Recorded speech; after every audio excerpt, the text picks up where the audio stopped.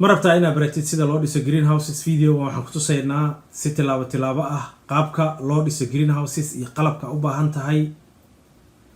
waan ognahay faa'iidada uu leeyahay wax soo saarka greenhouse-ka beeraleyda wadamada reer galbeedka ah iyo wadamada horumaray. marka low touch greenhouse technology Soomaaliya hadii la geeyo ma ka faa'iideysan karaan beeraleyda Soomaaliyeed oo si joogto ah sanadkii ma soo saari karaan qudaar joogto ah? su-aashaas inaan ka jawaabno ayaan isku dayeynaa. fadlan ka faa'iideyso.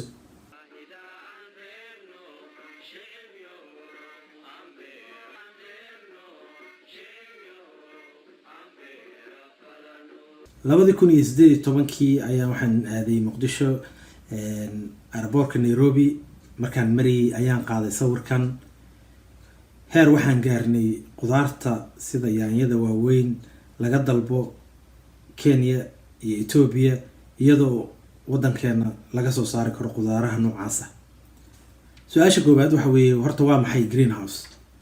greenhouse wuxuu kuu sahlayaa xaaladaha cimilada inaad yareysid, sida roobka saa'idka ah, qoraxda saa'idka ah iyo dabaysha aadka u daran, iyo sidoo kale inuu kaa yareeyo dhibaatooyinka ay keenaan cayayaanka duulaha ama socda ee banaanka kasoo geli kara greenhouse-kaaga. marka taas waxay ku sahlaysaa inaad abuurtid qudaarta xilligii aan caadiga ahayn oo dadka kale ay soo saari karin. ayay waxay ku sahlaysaa maadaama 3-4 shay aad iska difaaci kartid inaad soo saartid qudaaraha. waa maxay marka sayniska ka dambeeya greenhouse-ka? dhirta badankood waxay u baahan yihiin dhiirimaad iyo qoyaan si ay u koraan. galaaska ama plastiga wuxuu rabaa ahaado oo greenhouse-ka lagu dhisaa wuxuu ku ogolaanayaa inay qoraxdu soo gasho greenhouse-ka, laakiin way adag tahay qoraxdii inay ka baxdo ama kulaylkii inuu ka baxo greenhouse-ki. taasna waxay kuu sahlaysaa inaad controlshid xaaladaha heerkulka ee greenhouse-ka dhexdiisa. taas haddii aad ku degtid nafaqo, biyo iyo waxyaabaha kale sidii la rabay waxay keenaysaa in dhalitaankii ama yielkii, koritaankii, nafaqadii geedka intaas oo jeer uu laabmo. taas waxaa kuusii dheer in cayayaanku ay ku adag tahay inuu soo galo greenhouse-ka. noocyada jira greenhouse-ka aaday u fara badan yihiin. hadda 3 sawir waa idiin muuqda. 3daa sawir midka sawirka B-ga ah waa midka ugu caansan ee ugu badan ee adduunyada la dhisto. waxaana loo yaqaanaa Quonset style greenhouse ama waxa kale oo loo yaqaanaa hoop house. sawirka B-ga ayaa tusinaya kaasoo u eg fuusto labo loo kala jaray. faa'iidada ugu muhiimsan ee noocan la yiraahdo hoop house-ka uu leeyahay waa inuu kaligiis meel istaagi karo. midda kale oo hoop house-kan faa'iidadiisu aad u fiican tahay loo jecel yahay waxa waaye markii la dhisayo aad u sahlan yahay in la dhiso qaabkaas. dhisidda iyo qalabka Soomaaliya qaabka loo dhisayo iyo wadamada qabow way kala duwan yihiin. sida sawirada ka muuqata wadamada aadka u kulul bac lama wada saaro ee waxaa la saaraa shabaqa. wadamada aadka u qabowna waxaa la saaraa bacda. hadhow markii xilliga kulaylka la gaarana waxay ku shidaan qaboojiye si aysan geedaha ugu guban. in la dhiso greenhouse wax badan ma qaadanayso.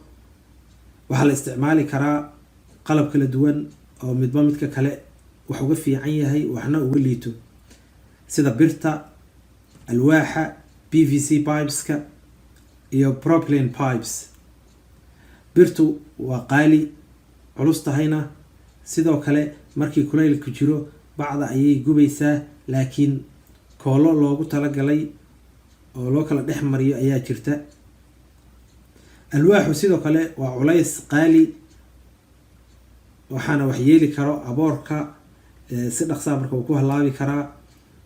waxaa kaloo laga yaabaa bacdi inuu dhaawaco haddii la isticmaalo isaga. caaga PVC-ga waa sahlan yahay waana la helaa isagoo raqiis ah oo maaragtay biyaha iyo lagu qaado isagoo raqiis waa la helaa, laakiin cimrigiisu aad ayuu u kooban yahay. umana adkeysan karo qorax falaaraha aadka u kulul ee qoraxda ama heerkulka sare. propylene pipeska aad ayay u fiican yihiin haddii aadan dhisayn greenhouse aada u weyn iyaga ayaa la isticmaali karaa. Propylene pipeska iyo PVC pipekuna waxba uma dhexeeyaan, labaduba waa plastic laakiin waa kala qaalisan yihiin, kalena fiican yihiin. Ha noqoto dhanka qaloocinta, iyaga aad u sahlan in la qaloociyo ayagoon jabin oo wax lagu dhisi karo greenhouse-ka. dusha marka laga daboolayo waxaa ugu habboon oo la isticmaali karaa polythene plastic nooca la yiraahdo, inkastoo noocyo kale ay jiraan oo la isticmaali karo. bacda greenhouse-ka aad dooratidna wuxuu saameyn karaa koritaanka iyo caafimaadka dhirta, marka waa inaad iska hubisaa bacda aad dooranaysid. polythene plastic waxaa loo isticmaalaa saqafka kore oo kaliya, haddii kale geedaha ayay gubaysaa, Soomaaliya oo kale. inta aadan iibsan 5 shay waa inaad iska hubisaa oo kala ah thickness keeda, ilaa haddii qafiif ay tahay, bac qafiif ah sahal ayay ku dilaacaysaa. light transmission oo kale ayadana waa sida usoo deynayso cadceedda qoraxda. thermic effect iyo diffusion labadaas aad ugu walwalaysid hataa Soomaaliya joogtid. life expectancy ayaa aad muhiim ah, oo imisa sano ayaa la isticmaali karaa oo kale, taas waa muhiim inaad fiirisid imisa sano la isticmaali karaa. dhinacyada waxaa la saarayaa shade net si cayayaanka uusan usoo gelin greenhouse-ka. sababta aad u dhisanaysid waxaa ka mid ah marka hore inuusan cayayaanku kaa soo gelin. wuxuu leeyahay duldulaal kala duwan sida aad sawirka ka aragtid. qoraxda waxay usoo kala daayaan si kala duwan, 55%, 75%, qaarna waxay soo daayaan 90% qoraxda. marka meesha aad joogtid iyo cimilada ka jirta ayaa fiirinaysa. Soomaaliya meelaha qaar badanaa haddii aadan isla isticmaalin polythene plastic iyo shade netka, plastic kaligiis waxaa laga yaabaa inuu waxyeello u geysto dalagga. sida journalkan ku qoran oo laga soo saaray Kenya, in beeraleydii plasticii kaliya saartay ay saameyn weyn ku yeelatay geedahoodii. qaar marka waxay ku qasbanaadeen inay plasticii markay saaraan si roobka uga celiso, haddana ay bac sii dul saaraan, ama ayba iska daayeen plastic oo dhan oo bac kaliya plastic oo dhan iska daayeen ay saareen shade net kaliya. qalabka loo baahan yahay greenhouse-ka in lagu dhiso wuu badan yahay, laakiin qaar badan wadanka waa laga helaa, laakiin kuwa sawirka ka muuqda wadanka lagama helo ayaan u malaynayaa. haddii qof wadanka ku iibinaya uu jiro, fadlan noo soo sheeg, aan dadka rabo la wadaagne. Kenya waa laga helaa qalab badan, Yurub waa laga dalba karaa, meelo badan laga heli karaa qalabkan. waad go-aansatay inaad dhisato, maxay tahay laakiin ujeedada aad u dhisi lahayd greenhouse-ka? waa inaad baartaa faa'iidada kaa soo geli karta. laba midkood ayaa loo dhisaa greenhouseska: inaad qudaarta ku bilowdo ilaa dhammaadka aad ku koriso, iyo inaad geedaha ku bilowdo hadhowna aad beerta banaanka ah ku talaasho. labadaas qaab ayaa loo dhistaa greenhouse. waxaa la yiraahdaa hadhow markaad ka qaadid greenhouse-kaaga oo banaanka ku abuurayso, transplanting ayaa la yiraahdaa noocaas. sawirkan wuxuu muujinayaa yaanyo lagu korinayo greenhouse ku yaala Kenya iyo barbarooni loogu talagalay in beer banaanka ah lagu talaalo. sawirkan kalena wuxuu muujinayaa yaanyo Mareykanka lagu abuuray caagado greenhouse dhexdiis iyo geedo yaryar oo iyaga banaanka loogu talagalay in lagu talaalo. video kale ayaan waxaan ka sheekayn doonaa sida greenhouse nursery loo sameeyo insha Allah mar dhow. su-aasha kale waxa weeye, ciid miyaad isticmaalaysaa mise waa ciid la-aan? beertan waxay ku taalaa UK, haba yaraatee wax ciid ah ma isticmaalayaan. waxay isticmaalayaan Rockwool hydroponic system. badanaa wadamada hormaray sidan ayaa yaanyada iyo qudaaraha badan loo koriyaa.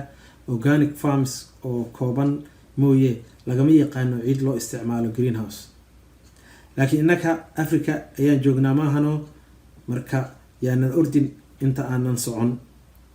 greenhouse-ka dhexdiisa ayaad ku diyaarin kartaa haddii aad rabtid, ilaa aad systemka si fiican u baranaysid. markay weynaadaan booskii loogu talagalay ayaad u raraysaa, sida kooxdan Kenyaatiga ay sameynayaan, iyadoo tubooyinkii waraabka ahna lasii diyaariyey. laakiin haddii aad u rabtid beer banaanka ah inaad ku abuurtid, waxaad isticmaali kartaa coconut wax la yiraahdo, oo sida sawirada ka muuqata ah geedka qumbaha qoloftiisa kore laakiin Soomaaliya qashinka ayaa lagu daraa ama inta uusan yeelan qolofta guduudan ayaa la jaraa. wadamada dariska ah waa lagu iibiyaa, laakiin India iyo Sri Lanka ayaa aad u dhoofiya oo adduunyada dhan ayaa laga isticmaalaa. media kale oo la isticmaalana way jirtaa, insha Allah video kale ayaan uga sheekay doonaa noocyo kale oo la isticmaalo. waa kan greenhouse geedaha yaryar kaliya lagu koriyo iyadoo oo la isticmaalayo miisas si cudurrada la isaga ilaaliyo. Soomaaliya waxaan arkay beeraleyda banaanka ayay ku abuuraan geedaha yaryar si ay ugu talaalaan hadhow beerta, laakiin roob weyn hadduu yimaado mirahoodii halkaas ayay ku khasaarayaan, dalagiina dib uga dhacaya. markaan u galno waraabinta iyo ilaha biyaha. greenhouse dhirta lagu kariyo waraabintu waa muhiim sababtoo ah roobku ma da'ayo badanaa ileen korad ka daday. inkastoo shabaqa qorraxda yareeya haddii aad korka saartid isticmaalka biyuhu yaryahay kuwa banaanka ah, waxaad qodan kartaa ceel dheer oo biyo fiican ama biyaha tubada magaalada ayaad isticmaali kartaa, inkastoo qaali kugu noqon karaan. geedo yaryar haddii ay yihiin kor ayaad ka waraabin kartaa, laakiin drip irrigation ayaa ku fiican geedaha sida joogtada ah uga baxaya greenhouse-ka maxaa yeelay cudurro ayaa ka dhalan kara caleenta qoyan. maareynta nafaqada sidii aad u maamuli lahayd waa qof iyo sida uu awoodo. high touch greenhouseska oo wadamada hormaray laga isticmaalo nidaamkan sawirkan uu muujinayo ayay isticmaalaan. geed kasta qadar sax ah ayay siinayaan oo biyaha la socda. ama noocan oo kale wadamo Afrikaana laga isticmaalo, nafaqadii ayaa taanki sare lagu shubayaa, markaasna biyaha ayaa lasoo raacinayaa oo geedihii biyihii iyo nafaqadii hal mar ayay u tagayaan. ama isku dhimin taas waxaad samayn kartaa sida videoga ka muuqata, laakiin waa inaadan ka badin nafaqada maxaa yeelay geedka way gubaysaa haddii aad ka badisid. maxaa lagu beeran karaa? sida loo xusho dalaga. wixii aad ku abuuri lahayd wuxuu ku xiran yahay meesha aad joogtid iyo xilliga sanadka, laakiin maadaama shaqo badan uu rabo greenhouse-ku, qarash badan uu kaa galay, waxa fiican inaad beertid qudaar qiimo fiican joogta sida yaanyada waaweyn, aubergine-ka, ama geedo banaanka lagu talaalo. ama geedaha aad banaanka ugu tala gashay ayaad ku abuuri kartaa. kumanaan geed ayaad ku guri kartaa markaas greenhouse aada u yar. maamulidda yaanyada waa muhiim. tusaale ahaan haddii aad yaanyo abuureysid waa inaad barataa sida loo maamulo, maxaa yeelay xarig in lagu xiro ayay u baahan tahay, haddii kale dhulka ayay ku daadanaysaa. waxaa loo yaqaanaa noocan trellising. sidoo kale laamaha waa in la kala yareeyaa ama pruning lagu sameeyaa. yaanyadu waa laba nooc oo la kala yiraahdo determinate iyo indeterminate. nooca aad rabto ayaad ku abuuri kartaa greenhouse-kaaga, laakiin waxaa fiican oo loo isticmaalaa greenhouse-yada nooca loo yaqaano indeterminate. banaanka haddaad rabtid inaad ku abuurtid waxaad isticmaalaysaa determinate nooca la yiraahdo. cayayaanka greenhouse-ka. cayayaanka ugu badan ee greenhouse-ka laga helo waxaa ka mid ah white flies. caleenta qeybta hoose ayay ukumaha dhigtaa wuuna duulaa. waxaa kaloo oo laga helaa greenhouse-ka badanaa aphids oo ah cayayaan jirjiricsan oo geedka nafaqada ka dhuuqa, hadday badan yihiinna geedka waxyeelo weyn gaarsiin karo. laakiin labaduba cunitaankooda ka sokow cudurro kale ayay faafiyaan. sidoo kale geedaha kasoo baxa si joogto ah iskaga go, waxay la qaybsanayaan geedahaaga iftiinka, nafaqada, biyaha iyo booskiiba. sidoo kale waxay kuu sababayaan in cayayaanku kugu dhunto. cayayaanka greenhouse-ka si aad u maamushid waa inaad samaysaa kahortagga ayaa ka fiican daaweynta. marka horeba cudurka ama cayayaanka inuu soo galo u diid. shabaq ku xir, la soco wax isbedel ah haddii uu ku yimaado geedaha. haddii aad ka maarmi weyso markaas isticmaal sunta dhirta oo sax ah. sun kastaa waxay leedahay waqti haddii lagu buufiyo aan suuqa la gey karin qudaartaas. qaar waa inaad sugtaa markaad buufisid kadib 3 maalin 7 maalin waa inaad ka akhrisaa waraaqda ayay ku qorantaha dabcan. labadan sawir sida ay muujinayaan ha ahaado shade netka ama ha ahaado bacdiiba saameyn weyn waxaa ku yeelan kara dabaysha. marka waa inaad isku daydaa in meel dabayshu aysan saameyn weyn ku yeelanayn inaad ku dhisto greenhouse-ka, ha ahaato meel geeda u dhow ama guri kale u dhow. kolley qoraxdii wax kaa qarinaya greenhouse-kaagina ma rabtid, marka laakiin dabaysha saa'idka hadday kugu dhacdo waxaa laga yaabaa in greenhouse-ka dumiso. marka su-aashan ayaan u imaanaynaa oo ahayd beeraleyda Soomaaliyeed ma ka faa'iideysan karaan greenhouse-ka.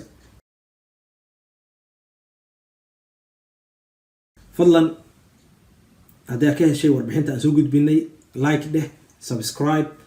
si joogta insha Allah ayaan waxaan usoo gelinaynaa fiidiyoyaal aan ugu talagalnay inaan kor ugu qaadno wax soo saarka beeraha Soomaaliya. asxaabtaadana la wadaag. Assalaamu calaykum waraxmatullah.